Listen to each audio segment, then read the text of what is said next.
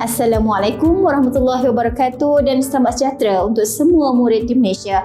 Apa khabar hari ini? Cikgu harap semua dalam keadaan sihat ya. Bersama saya sekali lagi, Cikgu Farina di Brainic.my. Kita akan lihat subtopik yang kedua dalam topik matriks, iaitu operasi asas matriks. Operasi penambahan dan penolakan antara dua atau lebih matriks boleh dijalankan seperti operasi penambahan dan penolakan biasa dengan syarat semua matriks mesti mempunyai peringkat yang sama. Mari kita lihat contoh yang pertama. Diberi dua matriks. Matriks C, unsur untuk baris yang pertama adalah 10, -8, 4. Manakala unsur untuk baris yang kedua adalah 6, -11, 7. Dan matriks D, unsur untuk baris yang pertama adalah 14, -2, 1. Baris kedua, -3, 5, 9. Mari kita mula buat operasi penambahan untuk dua matriks ini. Matriks C tambah dengan matriks D. So, untuk unsur baris yang pertama, nombor 10, baris pertama, lajur pertama sama dengan kedudukan untuk matriks D, nombor 14. So, kita akan tambahkan 10 tambah 14. Manakala unsur untuk baris pertama, lajur kedua, kita ada -8 untuk matriks C dan -2 untuk matriks D. Dan kita akan tambahkan -8 tambah -2. Untuk baris pertama, lajur ketiga untuk matriks C kita ada nombor 4 dan matriks D kita ada nombor 1. So kita akan tambahkan 4 tambah 1. Manakala untuk baris yang kedua, lajur pertama matriks C kita ada nombor 6, matriks D kita ada nombor -3, 6 tambahkan dengan -3. Dan untuk baris kedua, lajur kedua, kita ada nombor -11 untuk matriks C, nombor 5 untuk matriks D dan kita akan tambahkan -11 tambah 5. Dan akhir sekali untuk baris kedua, lajur ketiga, matriks C kita ada nombor 7, matriks D kita ada nombor 9. So kita akan tambahkan 7 tambah 9. Dan akhirnya kita akan dapat hasil tambah. Untuk baris pertama kita ada 24, -10, 5. Dan untuk baris yang kedua kita ada nombor 3, -6, 16. Seterusnya kita akan jalankan operasi penolakan C tolak D. Seperti biasa, kita ada baris pertama, lajur pertama matriks C nombor 10 dan lajur pertama, baris pertama untuk matriks D kita ada 14. So kita akan tolakkan 10 tolak 14. -8 tolak -2, 4 tolak 1, 6 tolak -3, -11 tolak 5, 7 tolak 9 dan akhirnya kita akan dapat jawapan untuk baris yang pertama kita ada -4, -6, 3 dan baris yang kedua kita ada nombor 9, -16 dan -2. Seterusnya, kita akan lihat pula operasi penerapan satu nombor dengan matriks. Penerapan satu nombor dengan matriks ni sebenarnya adalah operasi penambahan berulang untuk satu matriks. Mari kita lihat contoh yang telah cikgu sediakan. Di sini kita boleh lihat kita ada matriks D yang mana unsur untuk baris yang pertama adalah -5, 4. Unsur untuk baris yang kedua adalah 2, 1. Kemudian, kehendak soalan adalah 3D. 3D membawa maksud matriks D ditambah sebanyak 3 kali. So, kita boleh lihat di sini, cikgu dah laksanakan operasi penambahan untuk matriks D sebanyak 3 kali dan akhirnya kita akan dapat jawapan -15, 12, 6, 3. Operasi penambahan inilah yang kita panggil sebagai penambahan berulang. Dan lebih mudah jika kita terus laksanakan penerapan nombor 3 dengan semua unsur di dalam matriks. Membawa maksud kita akan darabkan 3 dengan nombor -5 3 darab 2, 3 darab 4, 3 darab 1 dan akhirnya kita akan dapat jawapan yang sama seperti penambahan berulang di atas. Inilah yang dipanggil sebagai operasi pendarapan satu nombor dengan matriks. Seterusnya, mari kita lihat operasi pendarapan antara dua matriks. Cikgu juga telah menyediakan beberapa soalan untuk operasi pendarapan antara dua matriks. Jom kita tengok. Jika kita lihat di sini, kita ada dua matriks iaitu matriks F dan juga matriks G.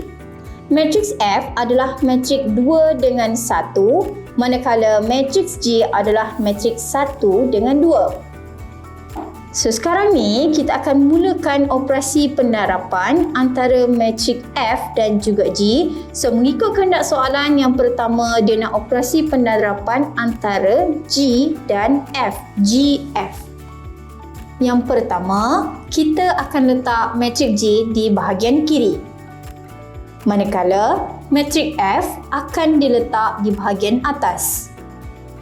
Kemudian, kita akan buat garisan mengikut baris dan lajur. Garisan biru akan diletak pada baris 4-3, manakala garisan ungu akan diletak pada lajur -2-7. Di sini, kita akan lihat ada satu titik pertembungan antara garisan biru dan ungu. Di situlah kita akan tandakan dengan titik merah. Warna merah ini menunjukkan bilangan jawapan akhir. Kemudian, cikgu akan beri nombor 1 dan 2 mengikut turutan baris dan lajur.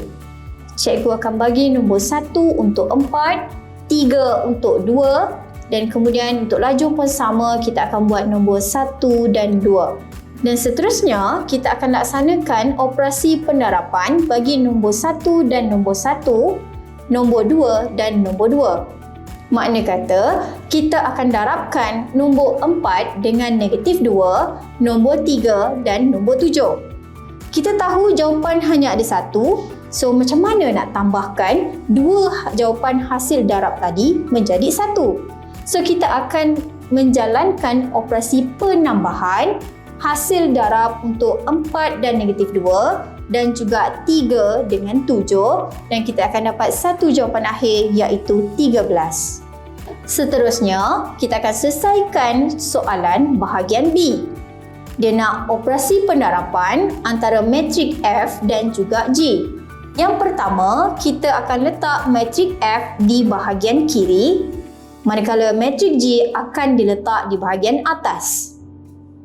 Kemudian, kita akan buat garisan mengikut baris dan lajur lagi sekali. Garisan biru akan diletak pada baris -2 dan 7. Manakala garisan ungu akan diletak pada lajur 4-3. Di sini, kita dapat lihat terdapat 4 titik pertembungan antara garisan biru dan ungu dan kita tandakan dengan titik warna merah. Titik warna merah ini menandakan jawapan akhir kita ada 4. Kemudian, kita akan berikan nombor mengikut baris. Kita akan bagi nombor 1 dan 2 untuk matriks F. Kemudian, kita akan berikan nombor mengikut baris dan lajur. Untuk matriks F, kita hanya ada satu nombor pada baris yang pertama dan baris yang kedua. Maka kita hanya ada nombor 1 untuk -2 dan nombor 1 lagi sekali untuk nombor 7. Manakala matriks G juga hanya ada satu nombor pada jalur yang pertama dan satu nombor untuk jalur yang kedua. Dan kita akan bagi nombor 1 untuk nombor 4 dan nombor 1 juga untuk nombor 3. Dan seterusnya, kita akan laksanakan operasi pendarapan bagi semua nombor 1. Membawa kata, kita akan darabkan -2 darab 4. Untuk yang kedua, kita ada -2 darab 3. Kemudian kita darabkan 7 darab 4. Kemudian akhir sekali kita darabkan 7 dengan 3. Membawa kepada jawapan akhir -8, -6, 28 dan 21. Selesai. Seterusnya, mari kita lihat penerapan antara dua matriks yang kedua, iaitu matriks A dan juga matriks B. Untuk matriks A, baris yang pertama kita ada unsur 2, 3 dan baris yang kedua kita ada 1, 5. Untuk matriks B, kita ada unsur untuk baris yang pertama 6, negatif 7. Baris kedua kita ada negatif 2, 1. Mari kita buat operasi penerapan untuk matriks A dan B. Yang pertama, kita akan letakkan matriks A di bahagian kiri. Matriks B akan diletak di bahagian atas. Kemudian, kita buat garisan mengikut baris dan lajur. Garisan biru untuk baris yang pertama dan juga baris yang kedua untuk matriks A. Manakala garisan ungu, kita akan buat untuk jalur pertama dan jalur kedua untuk matriks B. Di sini, kita akan nampak ada 4 titik persilangan yang berwarna merah yang menunjukkan ada 4 nilai jawapan akhir. Seterusnya, kita akan beri nombor untuk baris yang pertama untuk matriks A, kita akan letak nombor 1, 2 di atas, dan untuk baris yang kedua pun kita akan letak nombor 1, 2. Kemudian kita beralih kepada matriks B, kita akan letak nombor 1, 2 mengikut jalur. Kita akan bagi nombor 1, 2 untuk nombor 6 dan juga negatif 2. Kemudian kita pindah kepada jalur yang kedua, kita masih lagi beri nombor 1, 2.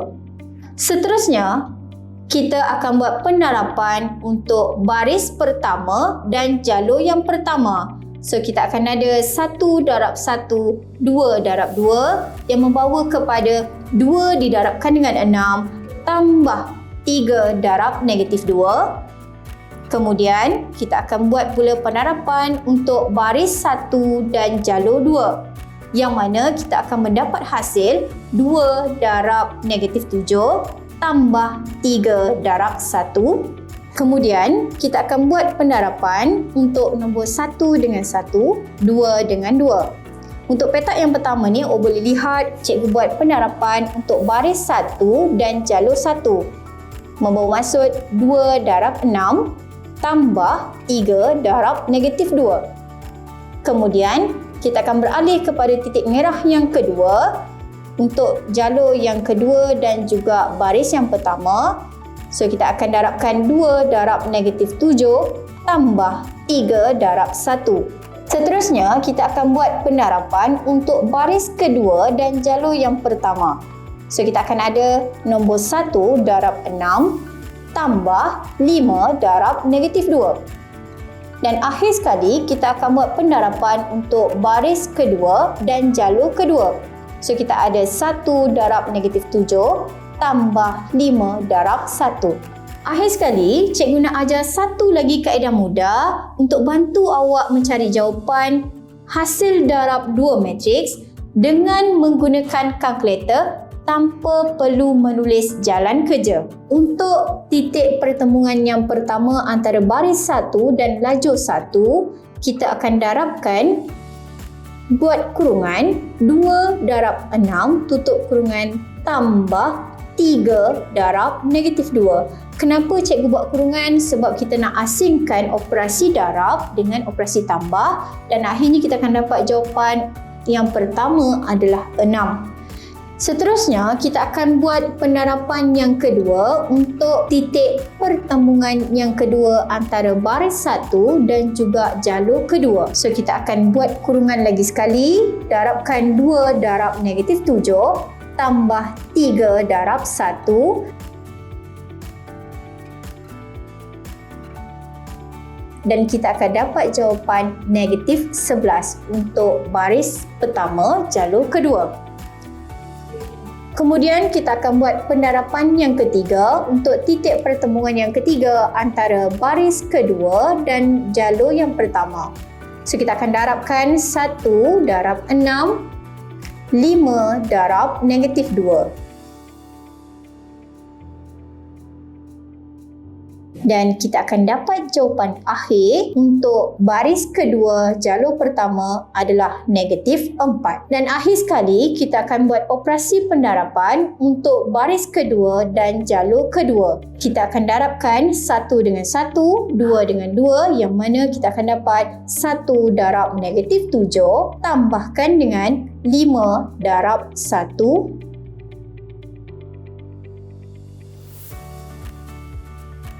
Dan akhirnya kita akan dapat jawapan -2. Selesai. Okey murid-murid, mari kita ingat semula apa yang telah kita pelajari pada video kali ini. Kita telah belajar yang pertama, operasi penambahan dan penolakan matriks.